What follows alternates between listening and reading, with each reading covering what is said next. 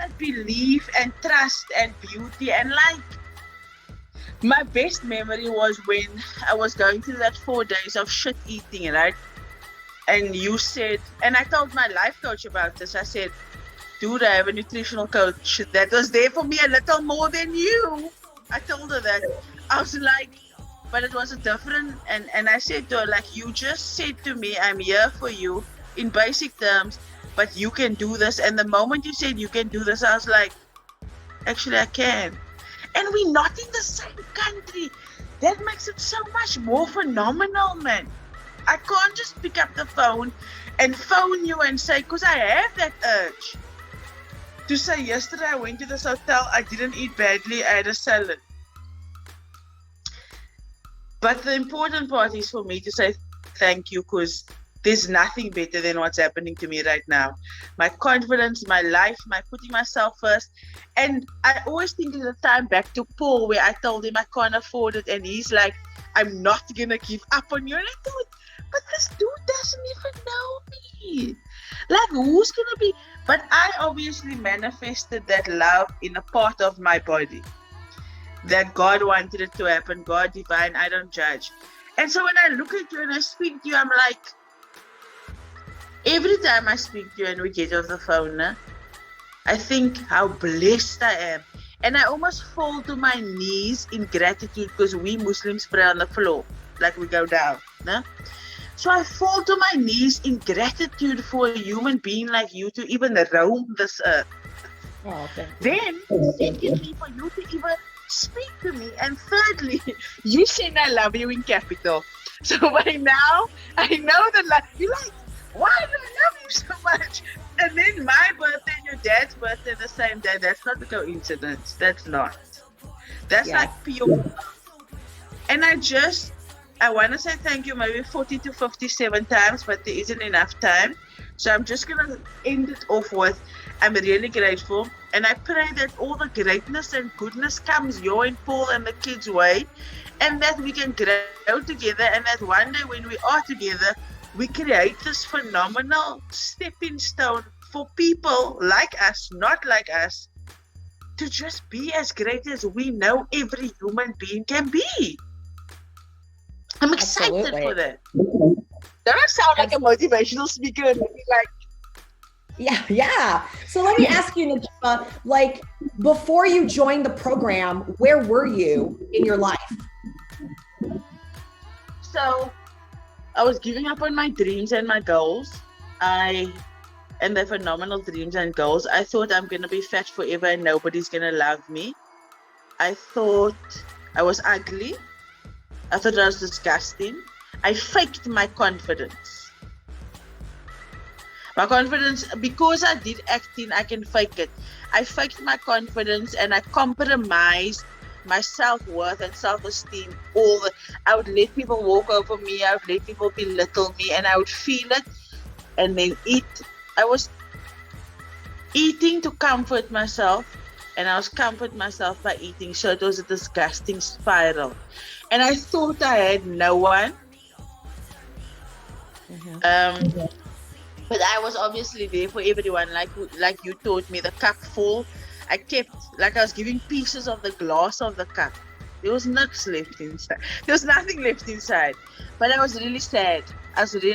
And this person that you see is not a sad human being. I wasn't born to be sad. Do you know what I mean? I was born to be the beautiful, blessed angel that God has put on this earth. And so now but in my core, Arlene, I knew the sadness was not comfortable. It was a wall. So while I was doing the life coaching journey, you were like you and FitNut and Paul were the cherry on the top. It's almost like a wine that matured, and so you open and drank it. I think that's a good metaphor. Yeah, beautiful metaphor. And obviously, I haven't changed. I've become what I was meant to be. So what other programs did you try before you tried FitNut? write this down. So I did Herbalife twice. What a waste, right?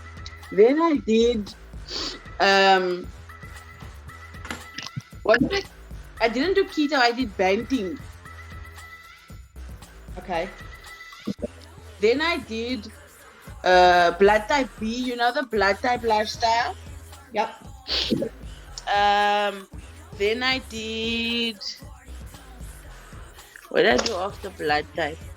I did everything. I think I tried twice. Then I did like those super quick fad diets, nah? Um, then I had a homeopath. So when I was a kid, I was like chronically ill. So I had a homeopath who put me on a goat's only milk cheese diet. Wow. Then in matric I starved myself. So I got anorexic. In grade 11 into matric because I was bullied. And I went to a private Muslim school, and that's where I thought I was ugly. So I was 12 years old. I was fat. I thought I was the most amazing person on earth.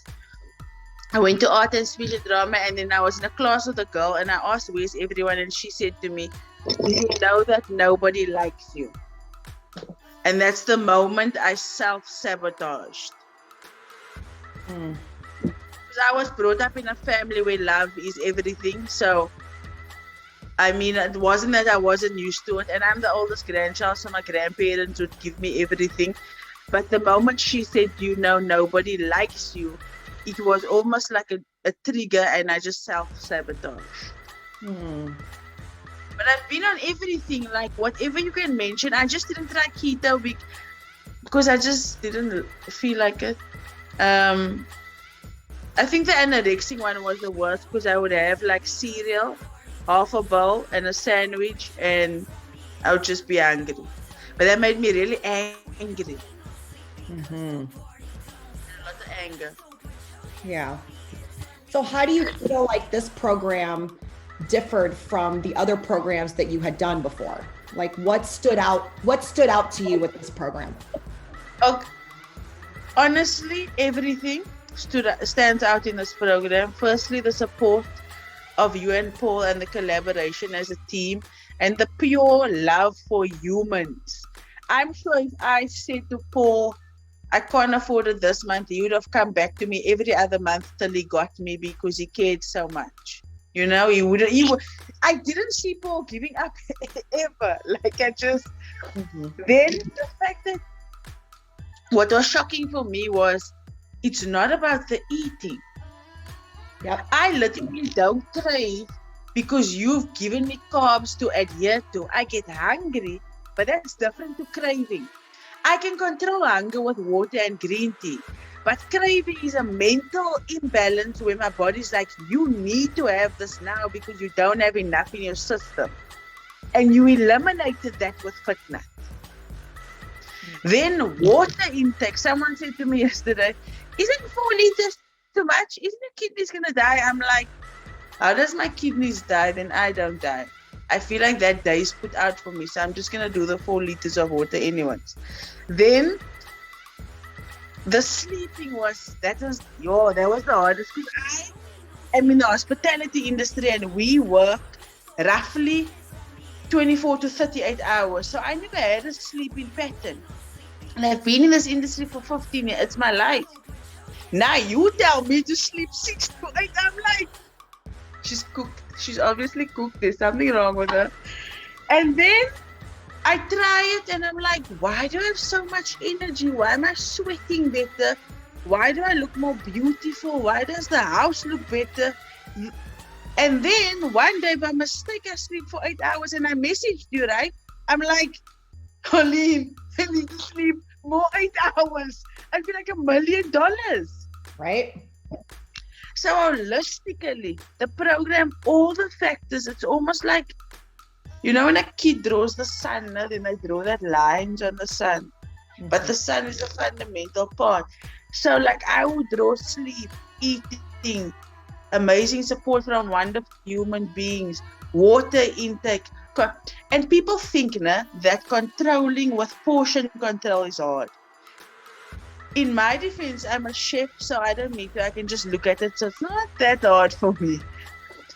But it becomes a routine. Whereas going to the drive-through and eating is the opposite of that routine. So use that time. Yep. Do you know what I mean? Compensate the BS time that you gave. But my biggest answer to you is holistically. And then when God created you and Paul, he was like, okay, I'll just give them every great art piece. Oh, thank you. Yeah, your transformation's amazing. I mean, I remember when we were starting, and it's like yesterday, and I was like, okay, time for pictures. And you messaged me and you're like, I don't want to do the pictures. And I said, I promise you, when you see what's going to happen to you later, you're going to wish you had those pictures. And we're 43 pounds down now from when you started. And now your pictures just continue to be better and better and better. And how many times do I go back to the old picture to remind you of where you started? All the time. Yeah. And it's like jaw dropping. You've just blossomed and thrived in so many more ways than I can imagine. So it's been amazing to watch the journey, because it's not just been a eating and of exercise. It's been a very mental mindset process for you, which is huge, huge, huge. You're a rock star.